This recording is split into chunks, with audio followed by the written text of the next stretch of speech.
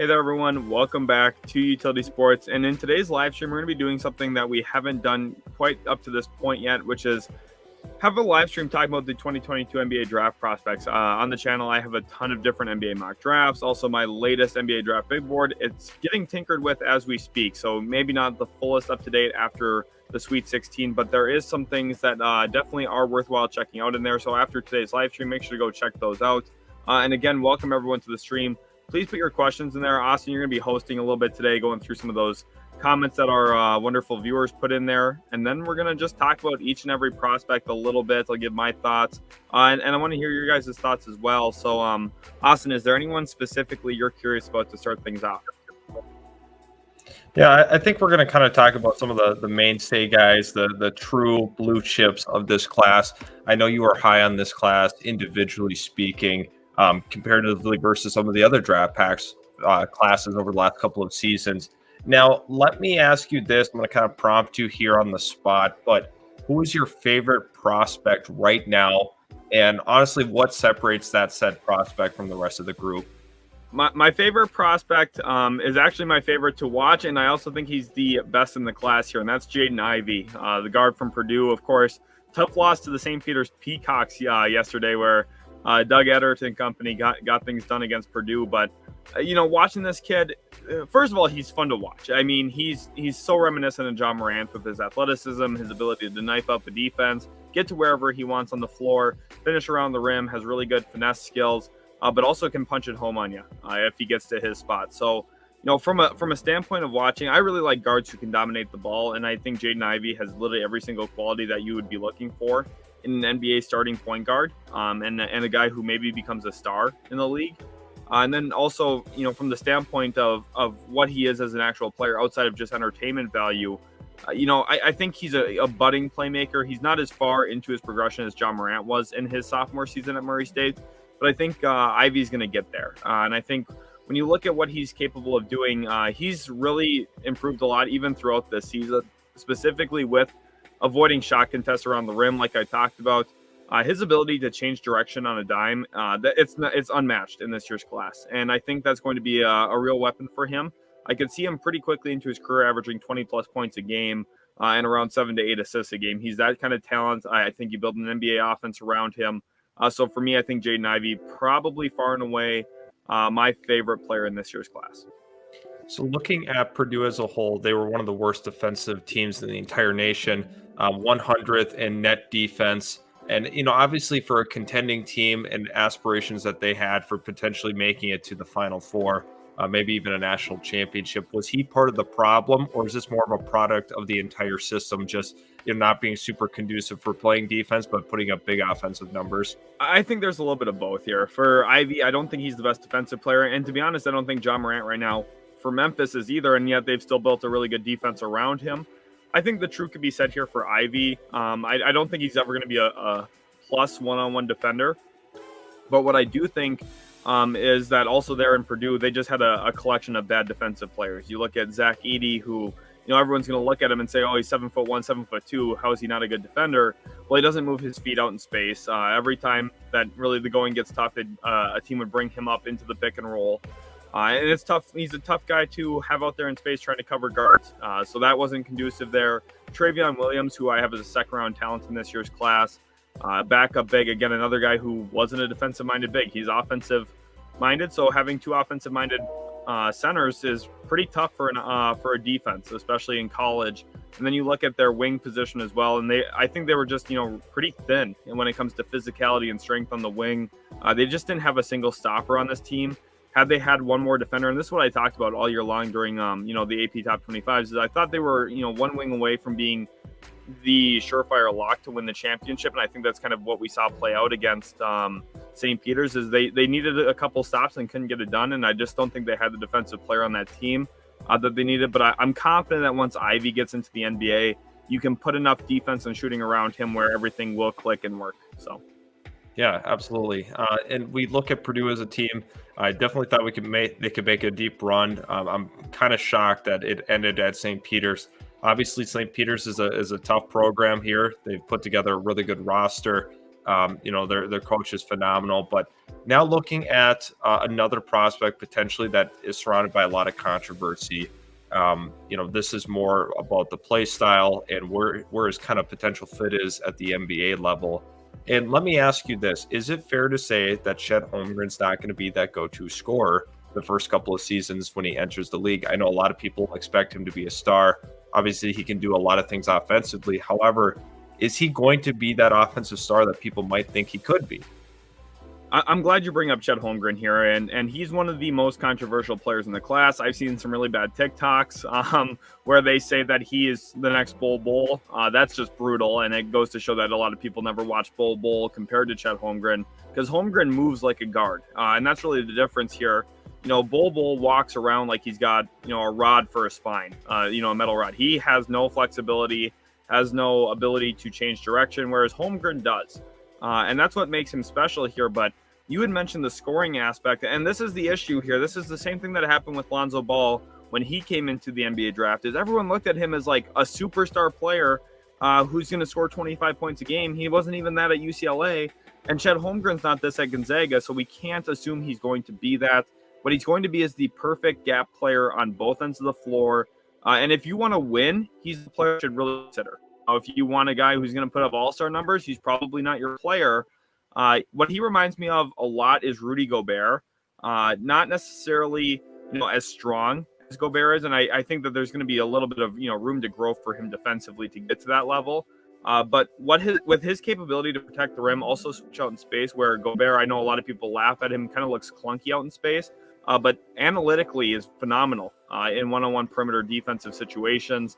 I think Holmgren has all those upsides. He's going to be perfect in the pick and roll game defensively.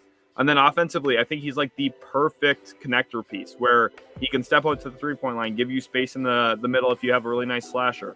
He can also be the hub of your offense, high-low game if you want to. He did a really good job of that with Drew Timme this past year at Gonzaga. He's got really good playmaking feel, someone who can step out behind the three-point line, has guard skills. My one concern for him is, and once you get him into a situation where he's getting scouted against, teams are going to really quickly pick up on the fact that every time he's dribbling right, he's doing it to spin back left to finish. That's problematic. He needs to add more counter moves. He needs to add a little bit more of a mid-range game, specifically out of the post. Think kind of what Kristaps Porzingis likes to do for Washington. But, he's going to have some flaws. He's not super strong. He's very wiry, skin and bones.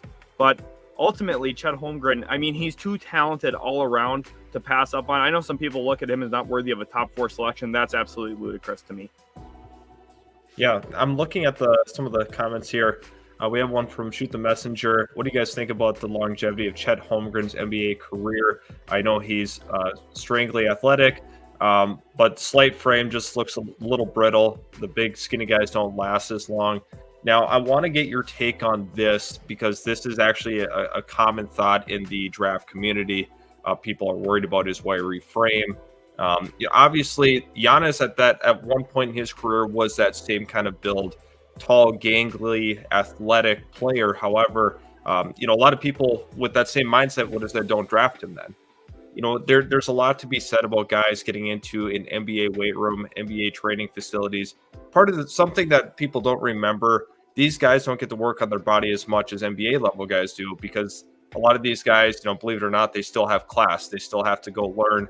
They don't have as much time dedicated to the day for their athletics. So that does make a big difference, in my opinion, from the college level to the NBA level, because you see a lot of guys that are really skinny in college really start to grow into their big bodies once they get to the league. Do you think that's fair to say, or do you think this is a legit concern? There's some questions here, and the people who tend to have more of those concerns are looking at him long-term as playing center. And some of these same questions were true last year for Evan Mobley. I know you also brought up Giannis. I think that's another great comp for this here. Players' bodies change. And the thing with Holmgren, a lot of people were concerned about Mo Bamba as well, with how wiry and thin he was. And then he got up to that 250, 260-pound weight threshold and kind of lost everything that made him special with how quick and agile he was with his length and speed. And for me, with Holmgren, right now he's about 195 at 7 feet, which is very, very slight. He cannot play center at that weight at all in the NBA. That will not work. He's going to play power forward his first year. Think what Evan Mobley's doing right now for Cleveland next to Jared Allen. I think Chet Holmgren's going to be really successful year one because of this.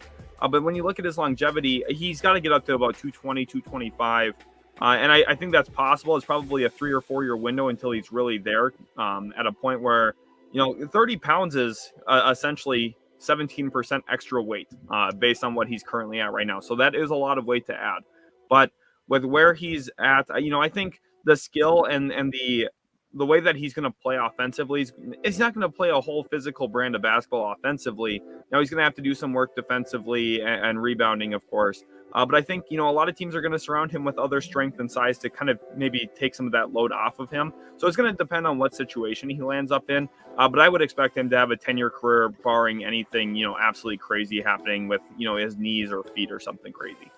Yeah, now moving on to the next comment, really good one here. So is Jabari Smith more of a small forward or a power forward? I'm going to follow that up with, does it really depend on the scheme he's in, the system he's in, or do you think it's a pretty clear and obvious answer to this question?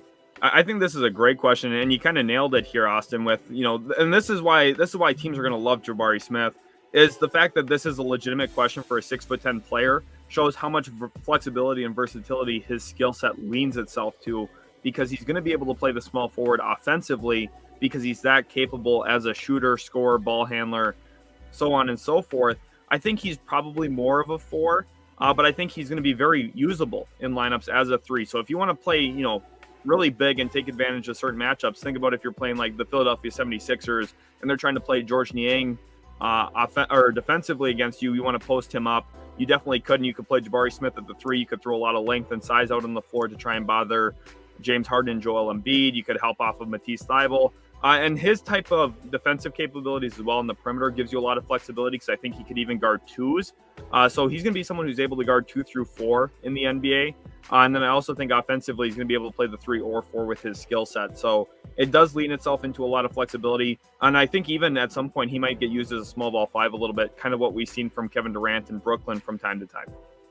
Yeah, absolutely. Moving on, Curtis says here, if you need every single position and you had the number 1 pick, who are you taking? We kind of touched on it earlier. I think I know the answer to this, but barring something kind of drastic, I think you're going to stick with Jaden Ivey.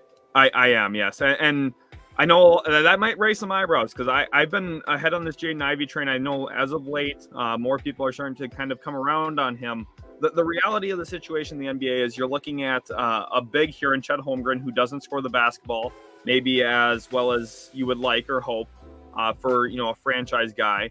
Then you look at Jabari Smith, who mostly scores the basketball but doesn't do a ton else offensively. Isn't the best passer. He's willing but not the best passer. Probably don't use him on high ISOs a ton. Probably get him in isolated spots on the floor. Same with Paolo Banchero. Probably not going to ever be a true playmaker lead guy for a team. Whereas Jaden Ivey kind of fits where the NBA is at. Think about the best teams in the league right now, or some of the best players individually. You look at Ja Morant, Jason Tatum, Luka Doncic, LeBron James. I mean, these players are the guys you can give the ball to, let them walk up the floor, isolate at the top, bring up a high screen and roll, and then they go to work. And I think Jaden Ivey perfectly fits today's modern NBA. I think he's going to be the best player from this class. I've been pretty vocal about that. And for me, I'm going to ride or die on that hill with Jaden Ivey. I said it with Ja Morant. I thought he was better than Zion Williamson coming out. Zion's been very injured. He's been good when he's played. He's only played 85 games, though, through the first 3 seasons of his career, which, knock on wood here, but Greg Oden only played 82 in his first 3 seasons. So I've got some concerns there about that. But, you look at Jaden Ivey, the similarities to Ja Morant are so overwhelming that I would be really hard-pressed to pass on him. So let me ask you this. Now, here's a little prompt.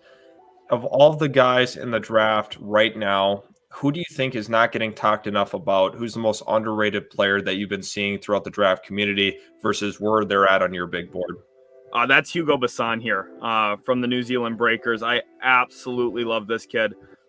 He's 20 years old right now, playing over in the NBL. He's French-born, and he's a 6'5" combo guard who can handle the rock.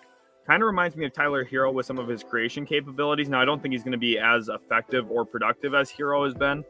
Specifically because Hero's in such a situation where he gets to come off the bench and probably be their best scorer on that entire team, realistically. But you look at Bassan, and the other thing that works with him so well is he's going to be a movement shooter. Not only can he put the ball on the deck, score himself, and create for others, but He's going to be the type of guy you can run him off a ton of pin down, floppy, flare screens, whatever you want to do with him. He's going to be able to do that. I think he's going to really empower an offense. A lot of people are looking at him as a second round pick. I've been very consistent with him being right around the lottery. Defensively, he's definitely got limitations. But when you look at what his offensive firepower and juice could bring to the NBA, and specifically a team needy of offense, he's one of those guys like Duncan Robinson who I just think you put him on the floor, your offense gets way better. Yeah, no, absolutely. I think that's a name you have to be watching. I've been seeing his name around that second round, so that definitely makes sense. So we have a couple of other comments want to get to here. Mr. Ray talking a little bit about Chet Holmgren and, putting on a little more weight, avoiding injuries. So, there is some concern there. However, we talked about going through the NBA training programs. And a lot of those guys that you even have listed did put on some weight. Injuries sometimes are kind of a free thing. A lot of people look at certain individual plays, but injuries, you really never know. You can't categorize a whole guy as injury plagued when it really hasn't happened yet. So he, at the college level, he's been pretty healthy to my understanding. I don't know how many games he's missed. Do you have any idea on the top of your head?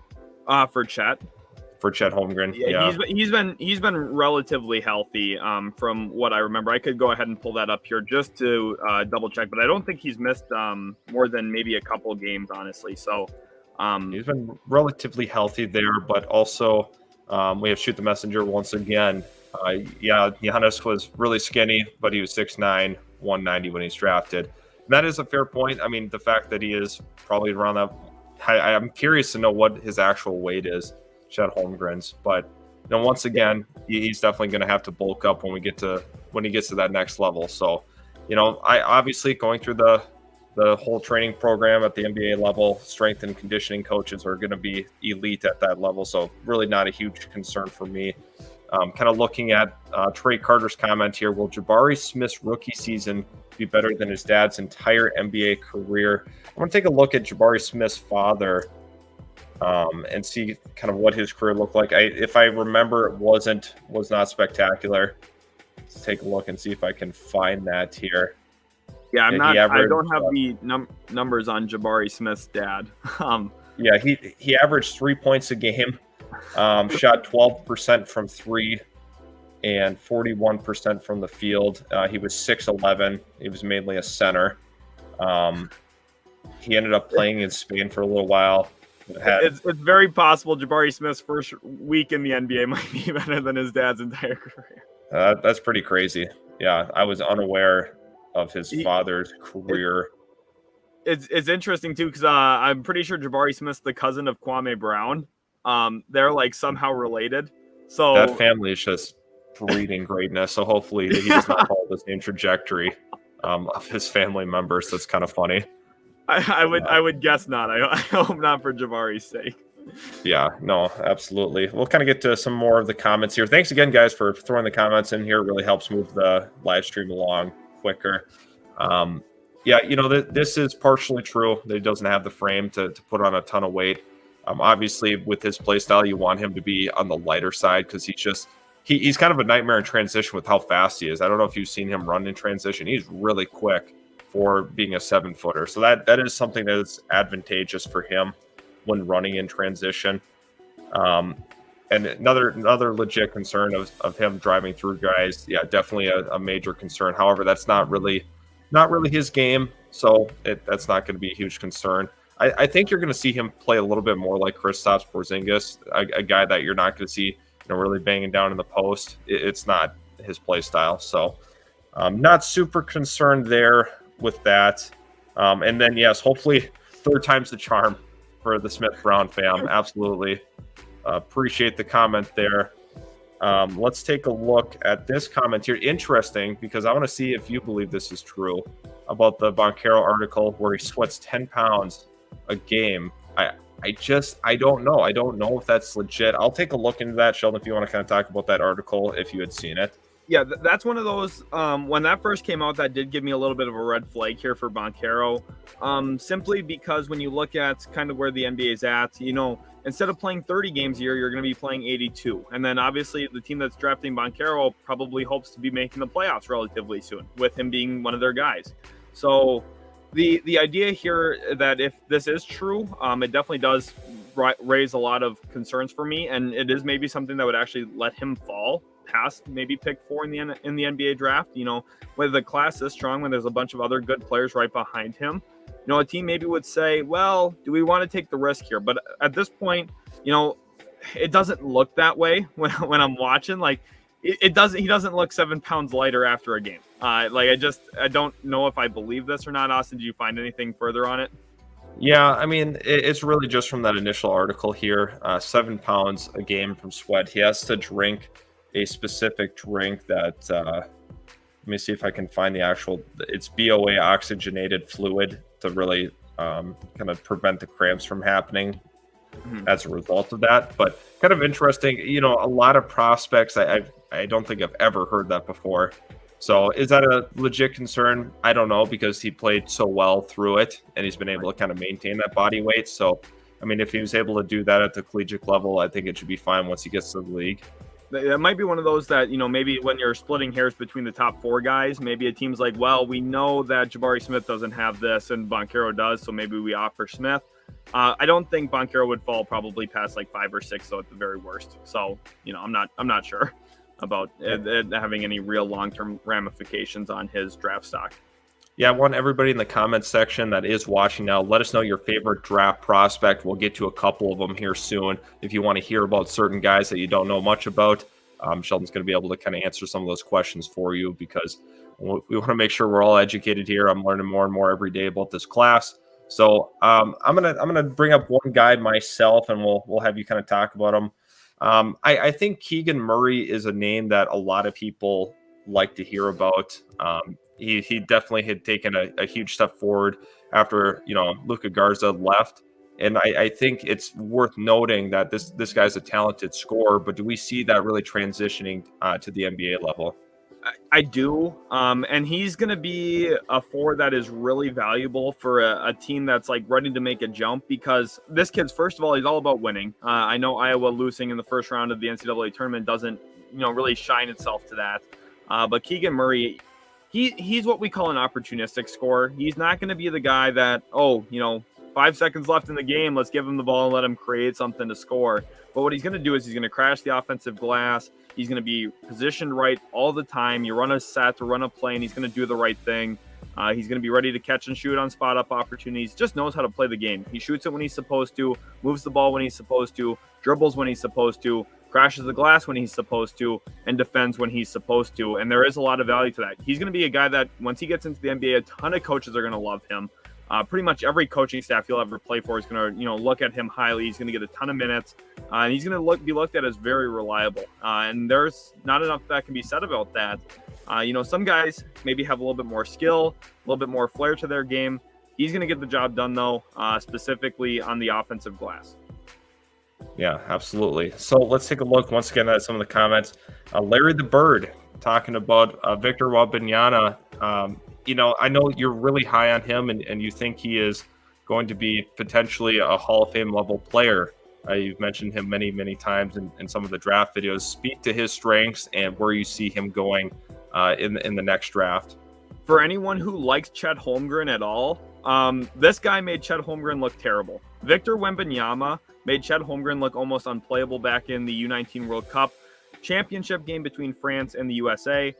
He was clearly the best player on the floor that game. Of course, the USA won. France doesn't have quite as much talent around him. But Victor Wembanyama is going to be a special player. He is in the 2023 draft, so he's not in this year's draft, but he's special. He actually just had his best game overseas this past week. I think he had about 15 points, 8 rebounds, 3 blocks, 2 steals, and maybe 3 assists as well. So, I mean, he's going to stuff the stat sheet. He's very big and lengthy, obviously, with that frame. At 7'3", but he's going to be phenomenal. I can't praise this kid enough because he's able to put the ball on the deck. He's a really talented passer and skilled passer. He's a better rim protector than Chet Holmgren, which is clearly Chet's biggest strength as well. For me, Wembanyama is going to be probably the best prospect I maybe ever analyze and scout. There's real potential to that there. And I had scouted and watched Luka Doncic, and I'm extremely high on him as well.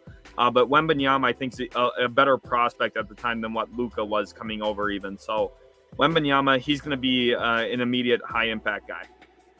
Yeah, absolutely. I'm glad that he was brought up here. And once again, shoot the messenger. Jabari is the number one for me. Hoping the Magic snag him so we can get back to having 1,000 forwards. Yeah, I miss the Magic days of having all those forwards, most certainly. So yeah, hopefully they pick him up. I'm excited for Jonathan Isaac coming back and looking at what that team could potentially be. Jalen Suggs. They have Markelle Fultz. There's some reason for optimism for this Magic team. Cole Anthony as well. Sheldon, what do you think about the Magic's future here? As long as we got Shoot the Messenger on. They're interesting. The obvious thing here is when you play a whole bunch of young guards, you're probably not going to win a bunch of games in the NBA. That's just kind of the reality. We see it with Houston right now with Green and KPJ. I see it in Orlando right now with Cole Anthony, Markelle Fultz, and also Jalen Suggs. The reality here is they are still quite a few players away, I think. And I think what they need to do is probably make a consolidation trade or two and kind of tighten up their rotation in between guys. Because right now you've kind of got some of that, give or take a little bit with some of these positions. When you look at Orlando, they've got a collection of forwards already with Chuma Okeke. I also do really like Jonathan Isaac. I'm extremely high on Jonathan Isaac. You have Markelle Fultz, Cole Anthony, Jalen Suggs, like I talked about. They also have RJ Hampton there. They have a bunch of guys. Now, I don't think some of these guys really factor in long term, but I think that they need to try and make a move here to probably tighten up some stuff. Maybe they use, Cole Anthony to move up in the draft, or maybe they want to use RJ Hampton plus a couple seconds to move up back into the first, something like that, where you try and give yourself a little bit of flexibility to jump around in the NBA draft and really target specific guys. I think that they do need a forward. Like if they come out with Chet Holmgren, I think that would be a really good pull for them. Play him next to Wendell Carter. You have two freak bigs who can shoot the three ball, two good rim protectors. I really like Wendell Carter, and I think Chet Holmgren's probably the best fit for that team, just given the fact that he already has a relationship with Jalen Suggs as well. The two of them did a lot of winning together in high school. Both went to Gonzaga, and now I think that if they meet back in Orlando, I think Holmgren's like the perfect guy to go into Orlando, like I said, because if you want to start winning, and I think Orlando should want to start winning, he's the guy you would want to add, I think. We got another prompt here. Talk about AJ Griffin. We haven't talked about him yet on the show. Is he dynamic enough of a shot maker to break the top six? Do you think he can get into that top six, or do you think that's just not realistic? He is. Now, the shot maker thing, like obviously that's the question mark around him. But what he does do is pretty much everything off the ball really well. He's going to be ready to catch and shoot. He shot about 50% from three this year on catch and shoot situations, which is really, really good for a college player to shoot that clip. And the crazy thing is he started off the year pretty poorly.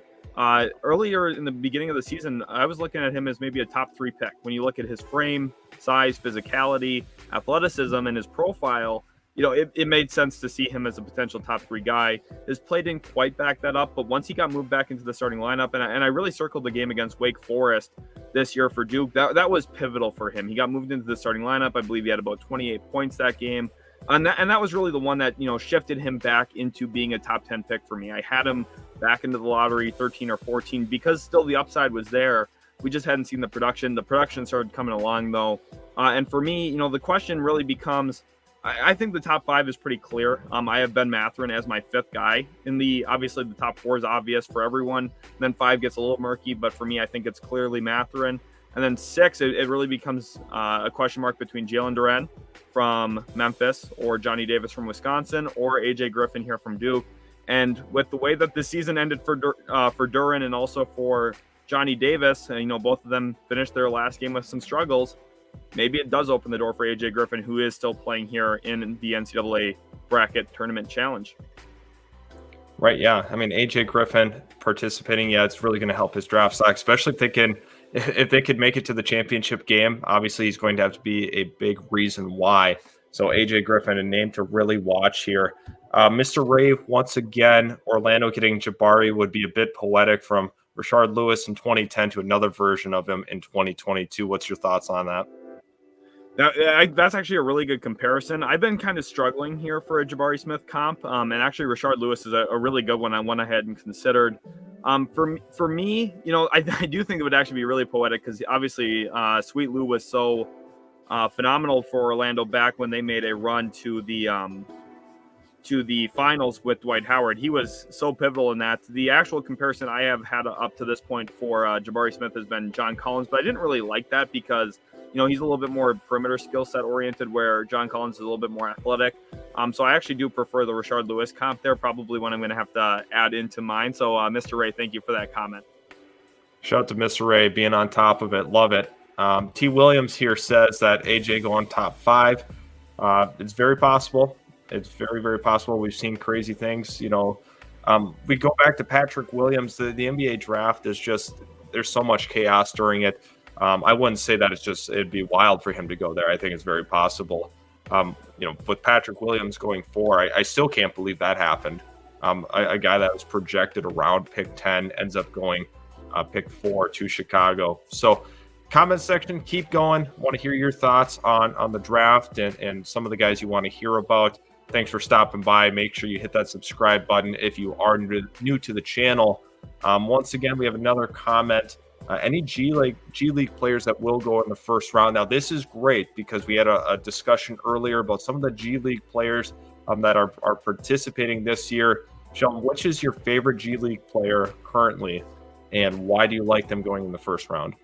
So there's 3 guys that I think probably do end up going in the first round. The one guy that I really like the most is Jaden Hardy. When you look at him, now he's the ultimate boomer bust guy in this year's class. I think that it's very possible he could be out of the league within 3 years, or I think it's possible he could be putting up 25-7 by his 4th year in the league.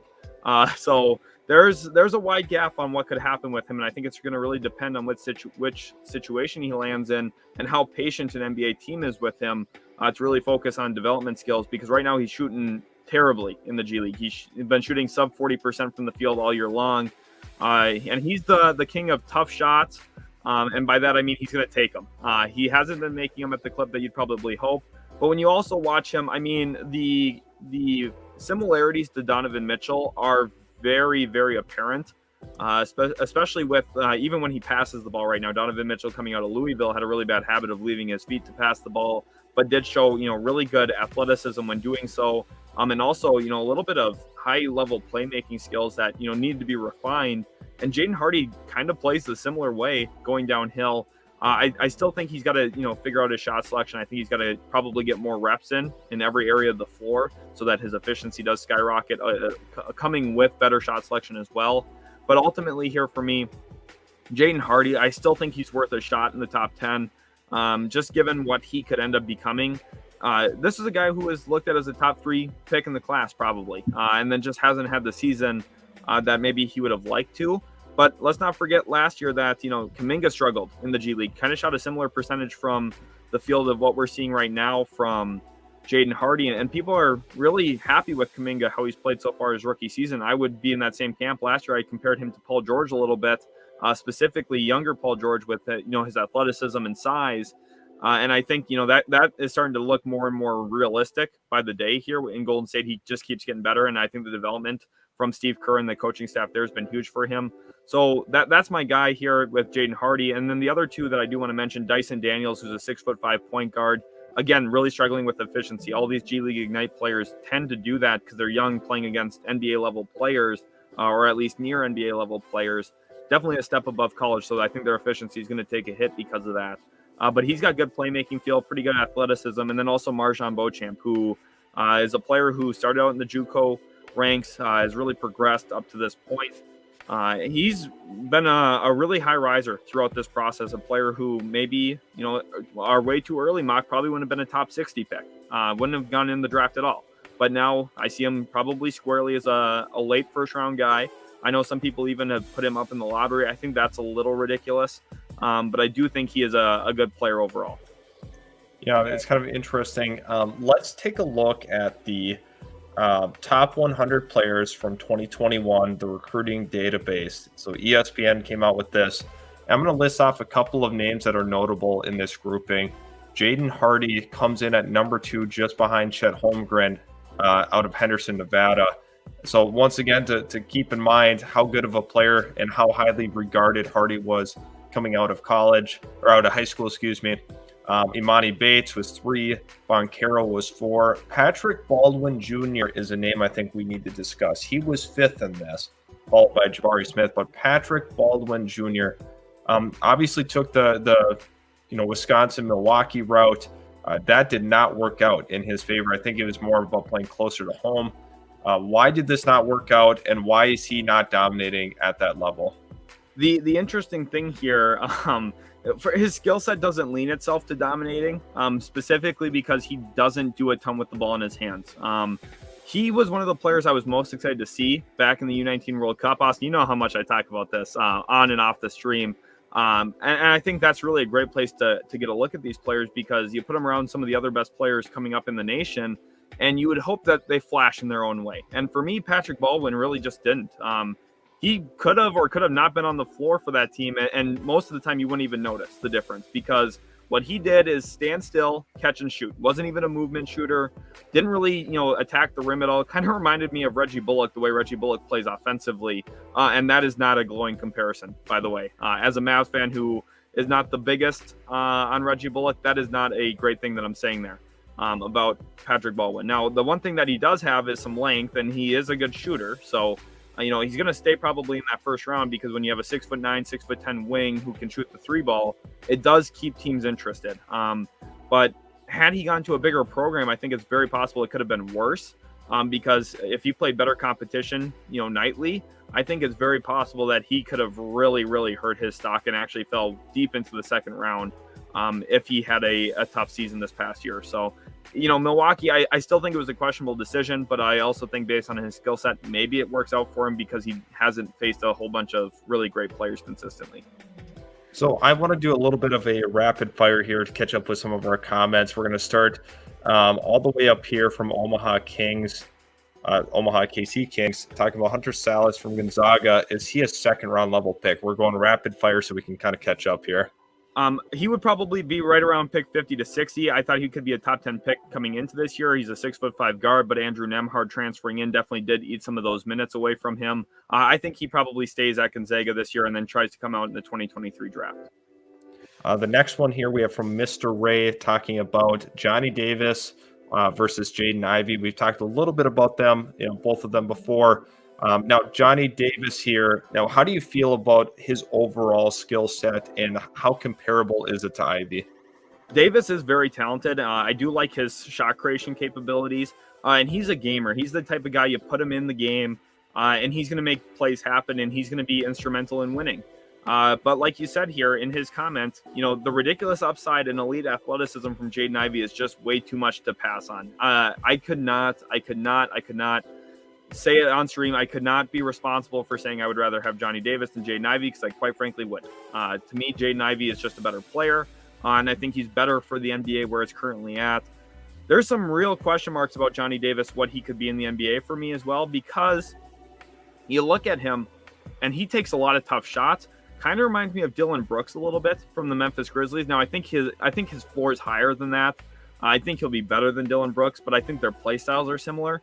Whereas Jaden Ivey, to me, it just screams John Morant. So two Memphis Grizzlies players in one comp here, but for me, I'm going Ivey over Johnny Davis every day of the week. So now we're going to talk about, I know a player that you like, Jeremy Sohan.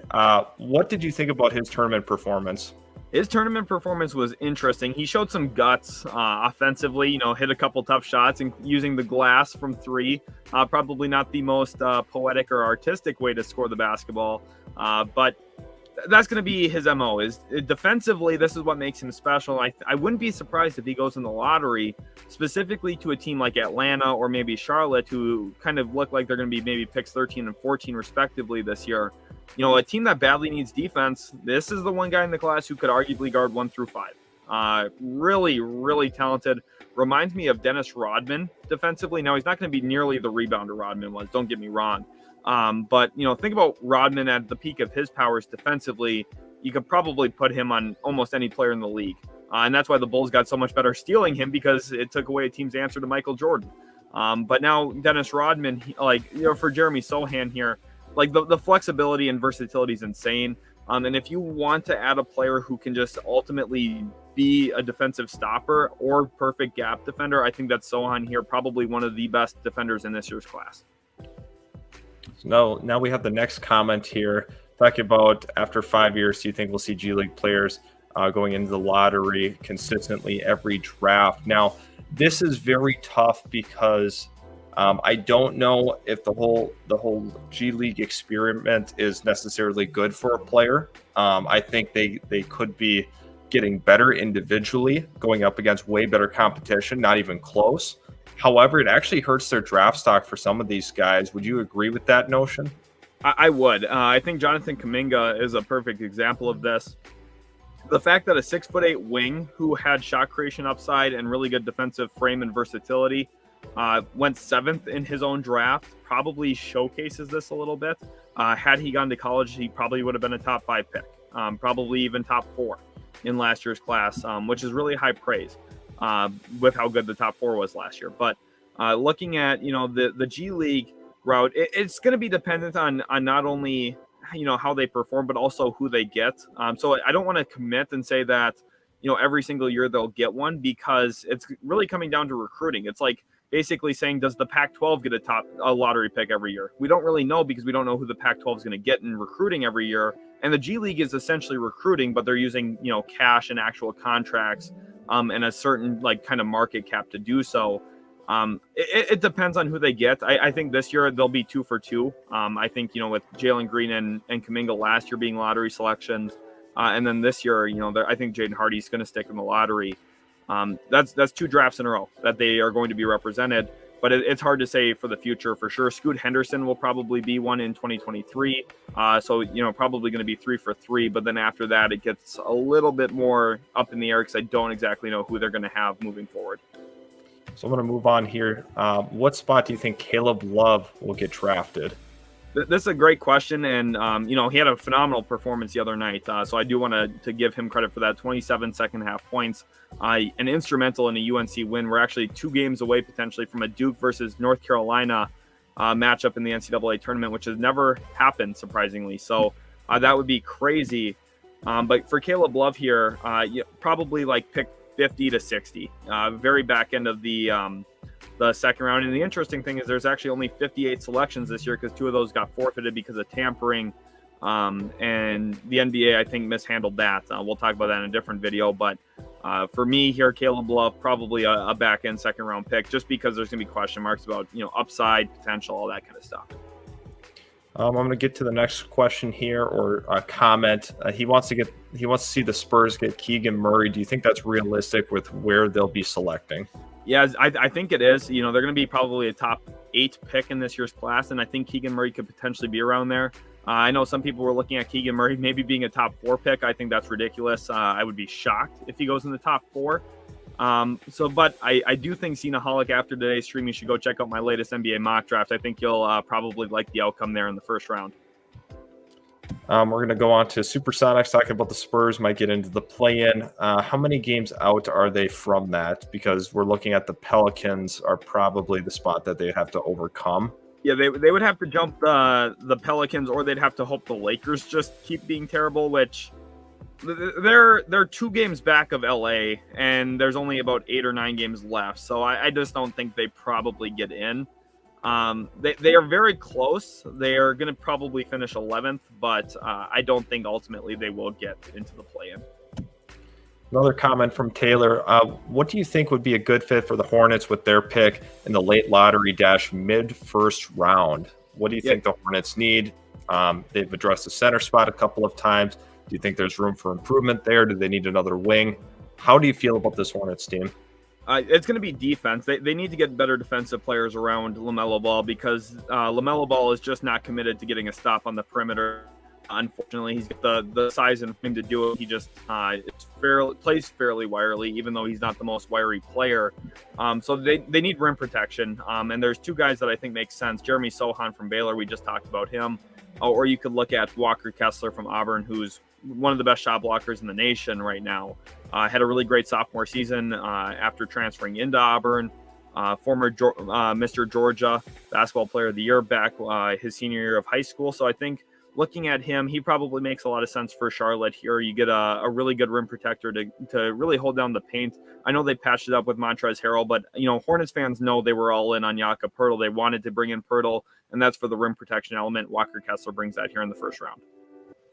Next one here, it's a must for the Knicks to draft Benedict Mathurin. We really need a guy, that guy, like, as I said, like Ike need Tina. Yeah, so I mean, for sure, I would like to see Benedict Mathurin with the Knicks. What do you think about that potential fit? I think that's a phenomenal fit. You look at him probably playing the two, and you have a pretty decent sized lineup. The Knicks, the common pick for them has been Ty Washington, and I know Knicks fans might want to plug their ears to that one because I think that they're a little out on Ty specifically after they lost to St. Peter's in round one. Ty Washington is one of those players who probably could have helped his stock even more had he played well in the tournament, and getting upset in round one's not a great way to do that.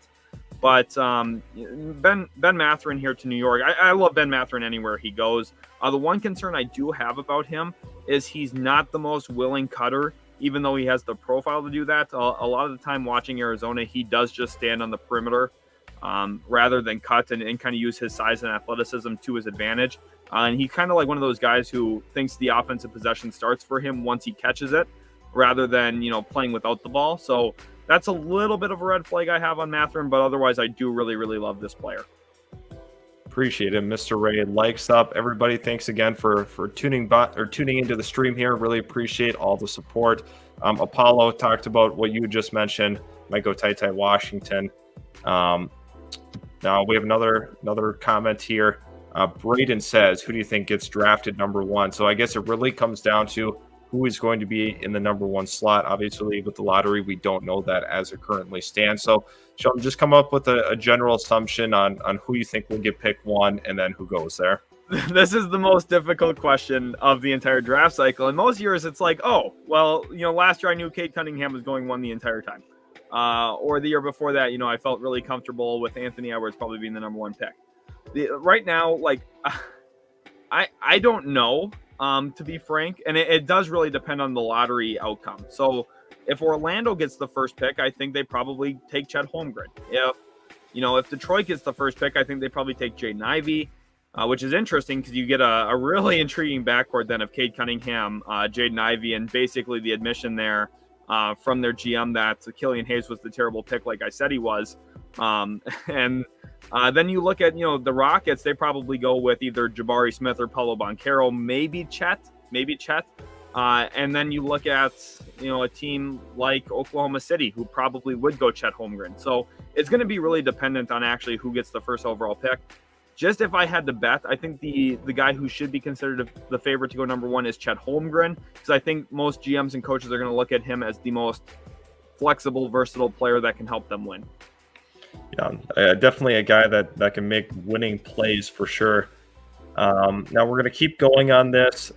Keith Taylor mentions a little bit about Benedict Mathurin is better than Jaden Ivey, and I guess what are your thoughts on this? I know you're a huge Jaden Ivey guy, but I mean there's a lot of pros to Benedict Mathurin's game, so maybe it depends on situation. However, I know you still like Ivey over Mathurin. Yeah, these are my two favorite players in the class to watch from an entertainment standpoint. Like the guys I actually like the most are these two players, and I'm going to tell you right now, Ivey is much better than Benedict Mathurin. He wasn't a year ago. He is right now, and when he gets into the NBA, it's going to be even more. Ivey's speed and athleticism is unmatched. He's got the ball on a little bit of a tighter string than Benedict Mathurin. Mathurin's got to develop still in certain areas, like getting his shots off in the mid-range. He's got to tighten up his dribble a little bit more. He's a little loose with it, and you actually saw that cost Arizona in their loss a few days ago as he had a costly turnover. They had him on the ropes with that press. They were generating a ton of turnovers consistently, and then he kind of sold the game. I know he kept them in it, had a great second half. I really do like Benedict Mathurin. But from an actual development standpoint, Ivey is just ahead of him when it comes to pretty much every area other than, some people are going to look at the three-point shooting and say, well, Ivey's only shooting about 36% from three. Anyone who actually watches Purdue knows he shoots about 27-foot three-pointers. He shoots a whole bunch of deep ones because that's where he's open, and that's why his percentage is in the mid-30s, which is still pretty good. So now we're going down here from Dylan talking about Shaedon Sharpe, and if he declares it's going to be in the late lottery range, where do you realistically see big value for him? Do you see it being that late lottery, or is it going to be like early 20s is more of the steal range for him? Shaden Sharp there in the late lottery is a steal. The only concern though, and I do think this is a possibility, because if he does declare, which right now, as of lately, it seems like he's not going to, but obviously that can change. My guess is he probably declares, and if he doesn't feel good about his stock, probably does go back to Kentucky to ultimately play there. But the thing here with him is he's going to get into a private workout. He's going to jump and his head's going to be above the rim. And then the GM's going to say, yeah, we're going to take this kid 6th overall or 7th overall. Like, I think he's going to be a top 10 pick simply because he's going to get into those one-on-one workouts. He's going to play in the combine. And I think his athleticism is just going to jump off the screen and jump out in person as well. So, is he the best athlete in the entire draft, or you see that being Jaden Ivey? That's tough. He's more vertically explosive than Ivey. I think Matherin's a great athlete as well. Jalen Duren's a really good athlete. That's a tough question. I think if you're looking from a verticality standpoint, probably Shaden Sharp. I think he's probably going to post the highest vertical in this year's class. But Ivey's a little bit more electric downhill. So it's probably a tie between those two because of, the difference in athleticism between them. Next one here from Braden. Will Johnny Juzang get drafted? What's the plan with Juzang? Yeah, Juzang will get drafted. Either he'll go pick 30, which is the Oklahoma City Thunder from the Phoenix Suns, where I could see real value for them adding a guy like him who's just NBA ready, can come in and score, because they do have 3 first-round picks again this year.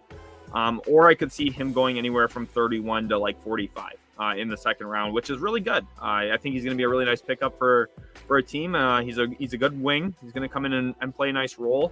And to be honest, I don't think the drop-off between Ibashi and him is huge. And you can get this guy in the second round, whereas Ibashi is probably going to be a top 20 pick. So now we're taking a look at Apollo's. Teams at 8 and below will jump on Sharp and look like the smartest GM in the league. So what are your thoughts on that? I know a lot of people in the draft community like Shaden Sharp a lot. Let's talk a little bit about some of the negatives in his game, just giving a holistic approach. We've talked about some of the big positives from him, but what are your potential concerns with him?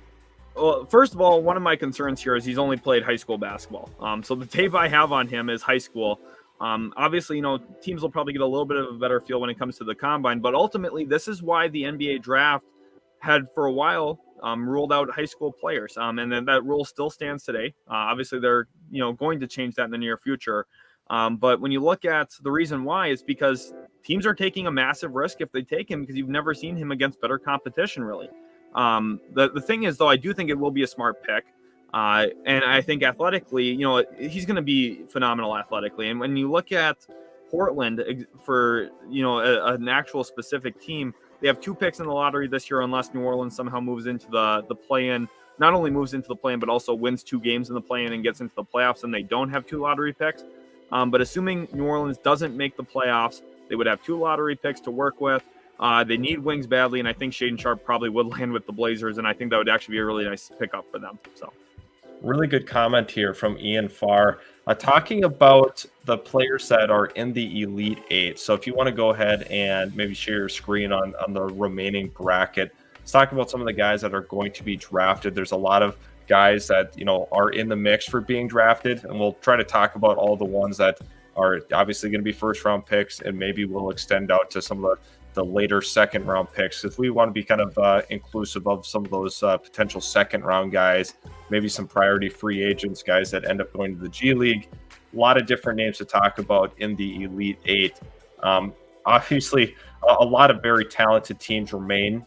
However, this is definitely not the group we had expected.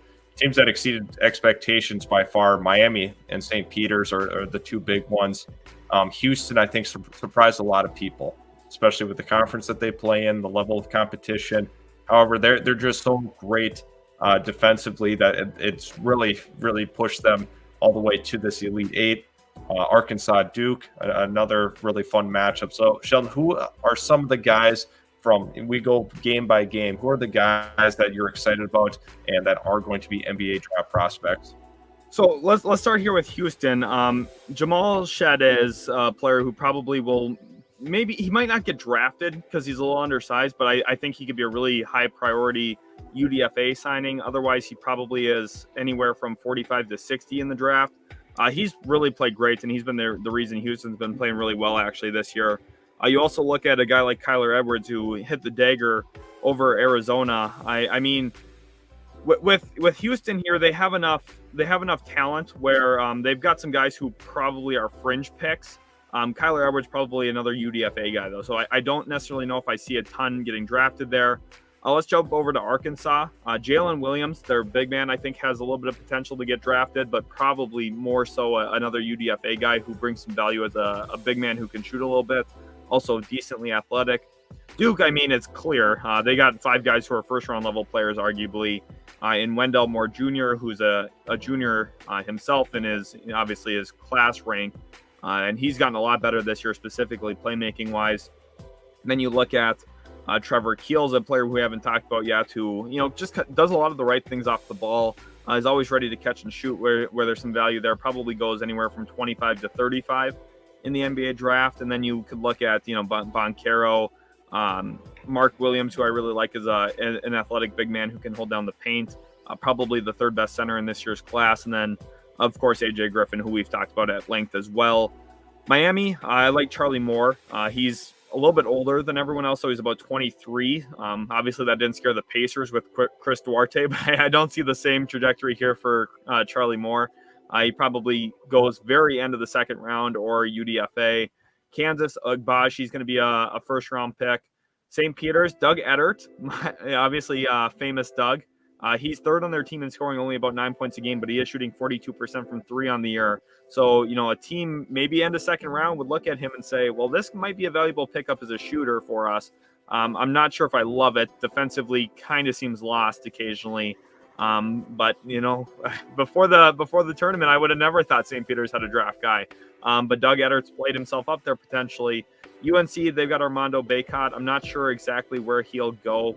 He would not be a first-round pick though, for sure. And Caleb Love we talked about as well. And then for Villanova, they're the tough one to kind of project here, because when you look at their team, again, very much like by committee with what they do.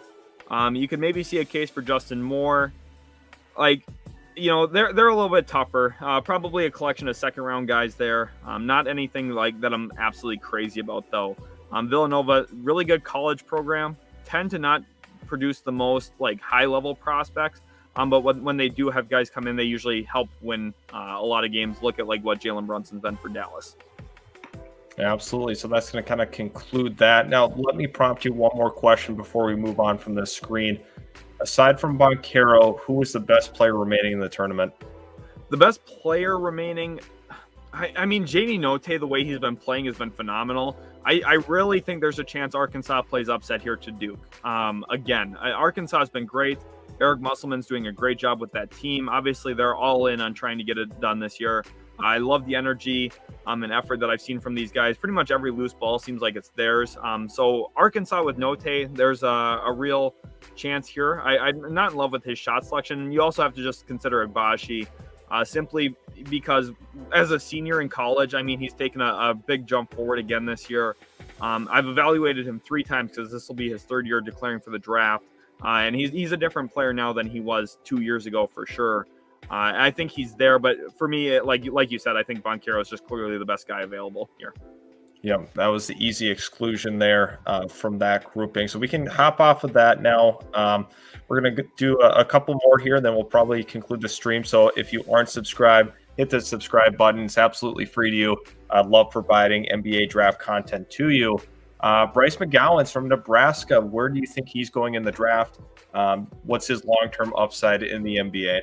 I like McGowan's. Physically reminds me of Chris Middleton with a similar skill set. I think Middleton was a little bit further in his development when he came to the NBA, though. The issue here for McGowan is he's playing for a terrible team in Nebraska that has no talent around him. So his difficulty of shots was very high this year, which is why his efficiency was so low. I'm not concerned about that coming into the NBA. I think he's going to be pretty good. He's actually more athletic than he looks as well vertically. So I do think he's an intriguing prospect. I probably would go, if he came out this year, which I'm not sure if he's going to, probably would go anywhere from 25 to 35. Again, that's where you kind of get in the realm of not exactly sure where this guy's going to land because, a certain team might like him, take him a little higher than maybe they should, or teams maybe are a little concerned about that efficiency, let him slide a little bit further than he should. Right now, I think I have him ranked 31 on my big prospect board. But everything's moving around. Very possible. Put on the tape a little bit more, move him up to 25, or maybe move him down to 35. So anywhere in that range, I think is pretty good. Let's take a look here at this comment from Avery talking about the Oklahoma City Thunder top 4. Who do you like for them? So for best fit here, and I'm glad you worded it that way because Jaden Ivey is the best player to me still. But I think Paolo Banchero and or Chet Holmgren, because like with Banchero, you get another scorer that takes a lot of the load off Shea, which I think they badly need in that lineup. I still think they need more offensive scoring punch. But what I do think they also need is a big who can protect the rim. So either way, Banchero is really strong defensively in his own right, specifically with his physicality he can play with, which is different than Holmgren. Holmgren plays with better defensive verticality around the rim. So I think either is a good option. And this is the nice thing about being Oklahoma City this year is there's 3 forwards that make a lot of sense in Holmgren, Jabari Smith, and Banchero. Even if the lottery doesn't go their way, they get picked 4. Assuming that all 3 of the forwards don't go before Jaden Ivey, which I don't think they will, you're going to get a guy that at least helps you a lot. Yeah, absolutely. We're going to keep going here. Let's take a look. Do you think that Johnny Davis goes top 7 or 8? He's a Badgers fan. He's hoping that he sees that potentially being an outcome. Do you think that's a realistic one that he's hoping for? I do think he does. Packers GOAT. I do like your new profile picture, by the way. But yeah, I do think he goes top 7 or 8. Make sure to go check out my NBA mock draft after the live stream, guys, because it's going to give you a good understanding of kind of what teams might be looking for what.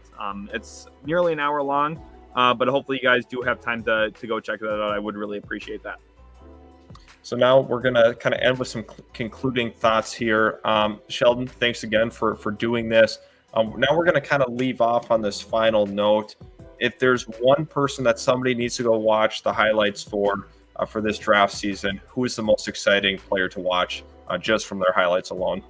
Well, from their highlights, I mean, it's going to be there's a couple guys. We'll highlight them quickly here. Jaden Ivey, Benedict Matherin's extremely fun. Jalen Duren, I know a lot of people are out on him. I mean, this guy jumps out of the gym, very switchable defensively.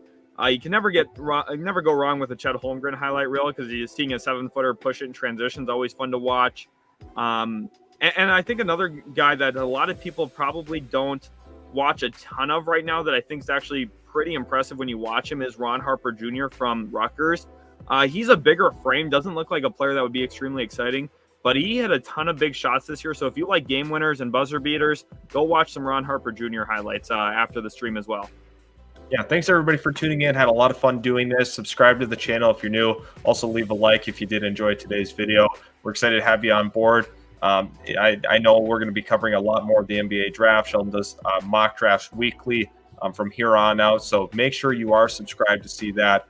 Thanks for stopping by. Let us know in the comments section below what other kind of videos you'd like to see NBA draft related. We will talk to you guys in our next video.